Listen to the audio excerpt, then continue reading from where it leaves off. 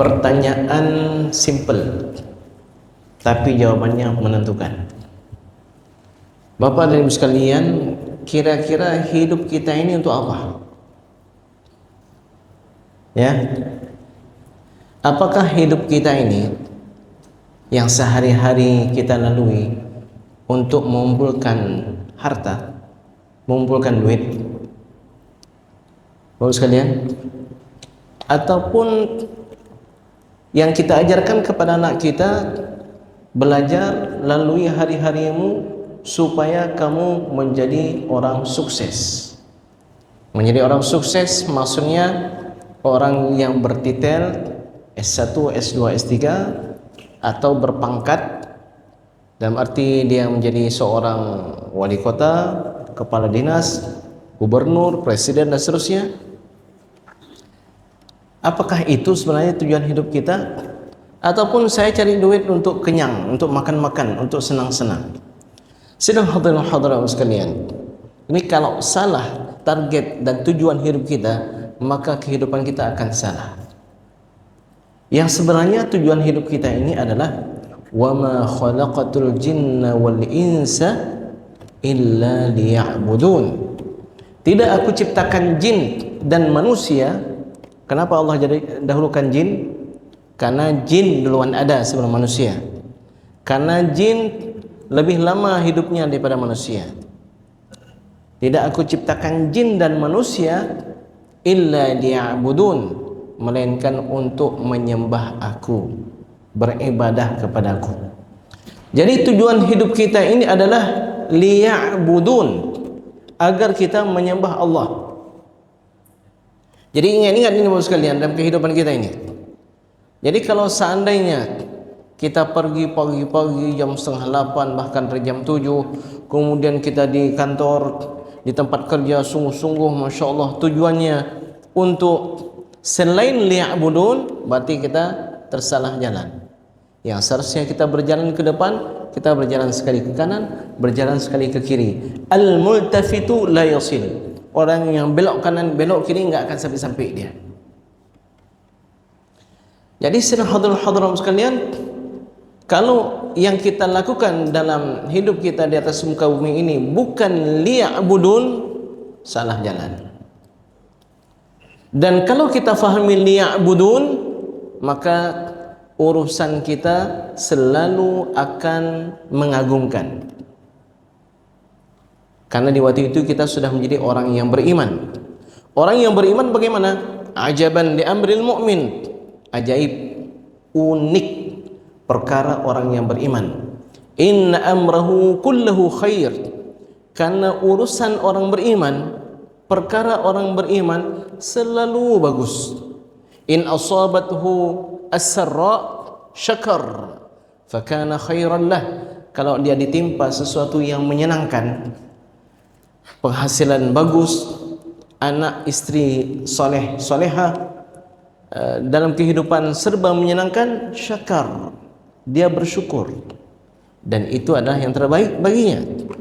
Wa in asabathu dharra, dan kalaupun dia ditimpa sesuatu yang menyakitkan, yang tidak menyenangkan, sabar, dia bersabar. Fakana khairan lah, dan itu yang terbaik baginya. Mungkin kalau kita disuruh pilih Bapak sekalian antara syukur dan sabar, pasti rata-rata kita lebih pilih menjadi hamba Allah yang syukur. Betul Bapak sekalian, ya kan? Tapi kalau sudah terjadi, perlu kita ingat, illa liya'budun, kita diciptakan oleh Allah Subhanahu wa taala adalah untuk menyembah Allah. Maka kalau seandainya kita ditimpa kesusahan, apa peluang bagi kita untuk mendapatkan illa liya'budun? Sabar. Jadi karena target yang dia fahami dalam hidupnya itu adalah untuk menyembah Allah, maka baginya syukur dan sabar sama bagusnya. Tapi bagi orang yang mementingkan nafsunya, dia pasti selalu ingin sarra, supaya dia syakar selalu. Betul Bapak sekalian, ya kan? Tapi kalau kita kaitkan dengan illa liya'budun, maka sabar dan syakar sama, karena dua-duanya adalah ibadah. Sidang hadirin hadirat Bapak sekalian, Beruntungnya orang yang faham tujuan dan target dalam hidupnya di atas muka bumi, karena semua yang dia lakukan akan bisa bernilai ibadah.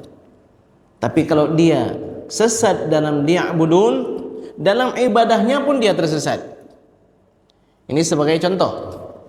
Bagi orang yang beriman, bagi orang yang faham illa liya'budun, tidurnya itu urusan dunia, tapi bisa bernilai ibadah. Makannya itu urusan dunia, tapi bisa bernilai ibadah. Pekerjaannya yang setiap pagi dia pergi ke kantornya, urusan dunia, tapi bisa bernilai ibadah. Memakai pakaian yang bagus, urusan dunia, tapi karena dia faham, bisa bernilai ibadah. Bagaimana itu?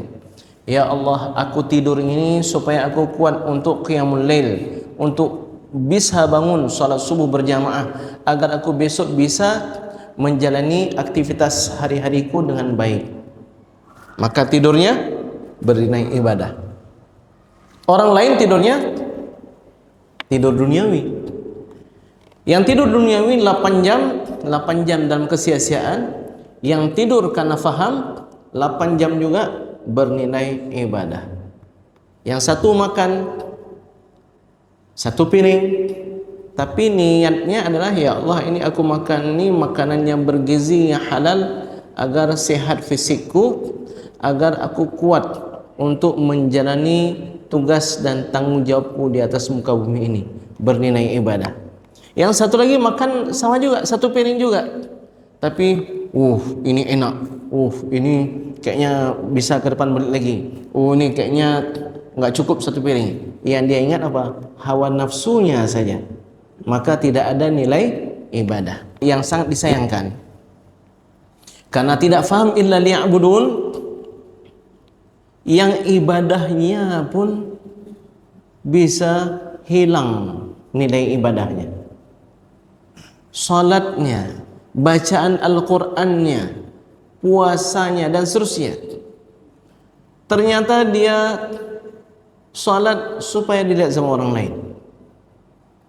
Karena saya ini akan dites untuk masuk dalam pengurusan ini atau dalam kepengurusan ini, untuk menjabat ini, maka saya selalu berhadir ke masjid lebih cepat. Targetnya apa? Mohon maaf, mau jadi kecil misalnya. Targetnya apa?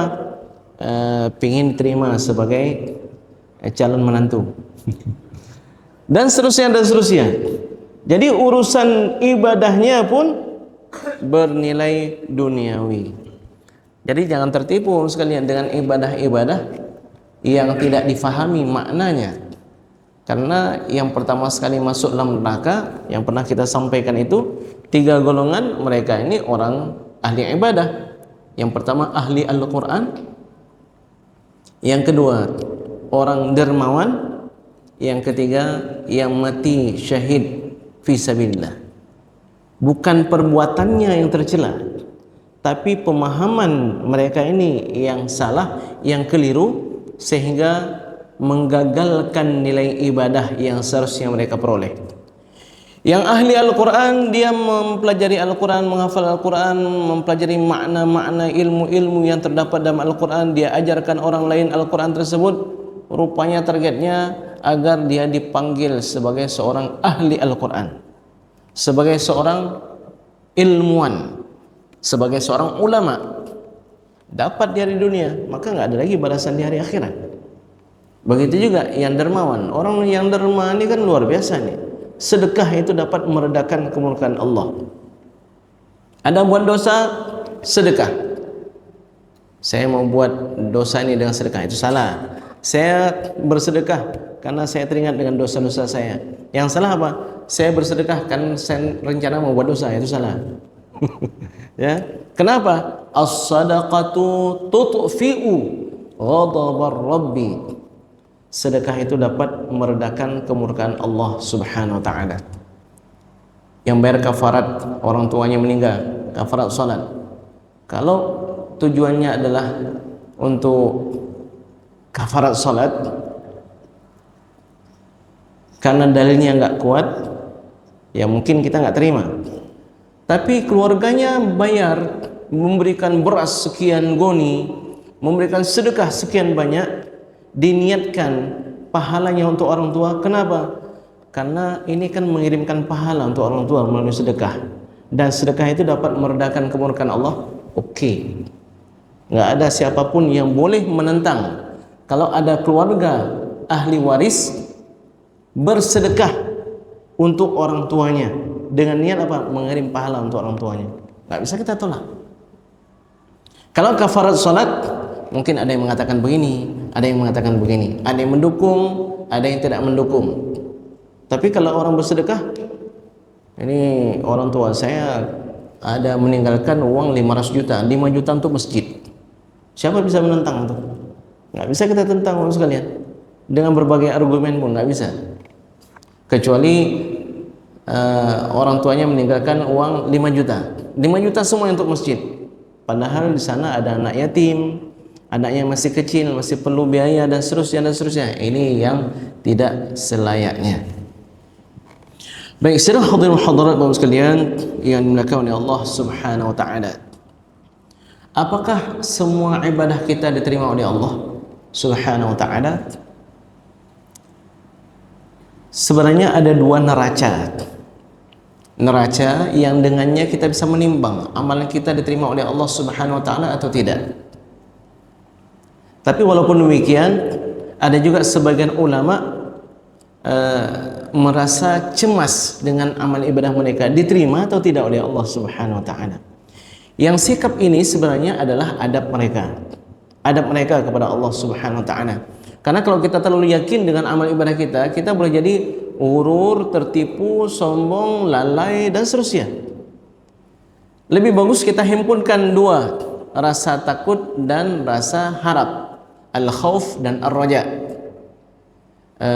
Amal saya diterima atau tidak? Karena sudah terpenuhi dua neracanya, insya Allah diterima. Tapi di sisi yang lain, ya Allah, apakah ini terus bertahan, Allah terima atau tidak? Jangan-jangan nggak diterima juga. Jadi dua perasaan ini harus selalu kita bawa, Bapak sekalian. Diterima atau tidak? Tidak atau diterima. Kalau seandainya kita katakan Allah nggak terima, nggak boleh juga. Nanti akan membuat kita putus asa.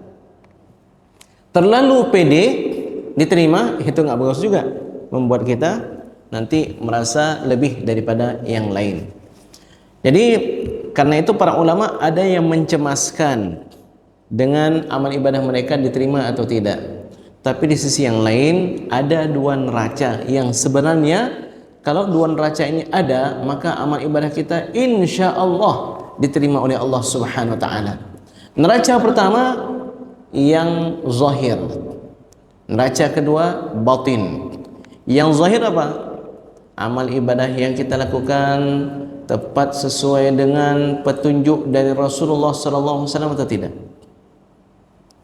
Salat kita ini seperti yang dilakukan oleh Nabi SAW atau tidak? Tapi sayang Ustaz, saya nggak pernah ketemu dengan Nabi. Kita tidak bertemu langsung dengan Nabi, tapi kita ada kesempatan bertemu dengan orang-orang yang bertemu dengan guru-guru yang bertemu dengan guru-guru mereka lagi, yang guru-guru mereka lagi bertemu lagi dengan sampai kepada Rasulullah Sallallahu Alaihi Wasallam. Mereka menyampaikan kepada kita, Nabi kalau bertakbir tangan beliau sampai ke sejajar dengan bahu dan daun telinga. Dan Nabi ketika meletakkan tangannya begini, ketika memulai salat beliau membaca Al-Fatihah secara jahar dalam salat jahar. Beliau rukuk dengan tumakninah, i'tidal dengan tumakninah dan seterusnya. Sehingga kita tahu ini salat yang saya lakukan ini tepat sesuai dengan petunjuk dari Rasulullah Sallallahu Alaihi Wasallam. Ini kita perlu ilmu apa namanya? Ilmu fikih. Amal ibadah kita tepat nggak dengan petunjuk dari Nabi Sallallahu Alaihi Wasallam? Neraca yang kedua yang tidak nampak, amal ibadah yang kita lakukan harus lillahi ta'ala, harus ikhlas. Jangan menduakan Allah dengan segala sesuatu. Mana mungkin Ustaz, Tuhan saya Allah. Mana lebih besar, Allah dengan si fulan, dengan direktur itu, Oh, lebih besar Allah, Allah Tuhan saya. Jadi kalau lebih besar Allah, kenapa engkau hadirkan dalam hatimu pandangan, mencari pandangan Allah dan mencari pandangan Bapak Direktur itu? Berarti apa? Menyertakan Allah dalam beribadah, menyertakan selain Allah juga dalam beribadah. Ini yang yang ditakutkan.